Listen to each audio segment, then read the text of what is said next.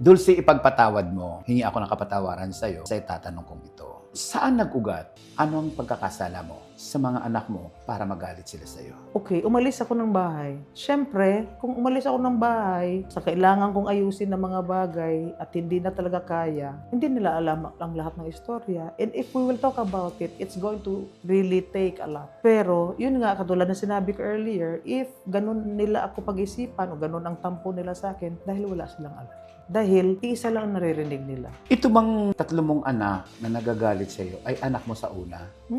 Tapos, ikaw ba ay, sorry po uli ha, ikaw po ba ay nag-asawa, iniwan sila just because of another family? No, hindi. Ang totoo ng pag-alis ko, yung nanay ko, noong sumulat siya sa akin, humingi ng tawad. Tapos yun yung sabi ko sa'yo later on, di ba naayos na kami? Nagkaroon kami ng pag-ayos ng nanay ko. Hiningi ko yun kasi sa tatay nila na ipapagamot ko rito sa Manila. Mahaba ito, Morley eh. Mahaba ito. Pero anyway, later on, nag-asawa ako ng iba. Totoo yun. Nag-asawa ka rin? Yeah. Nagkaroon ako ng 2 anak. Kung kaya mong mabuhay sa tundo, kaya mo ring mabuhay saan man sa mundo. Morley Alinio. Ito ang Tundo.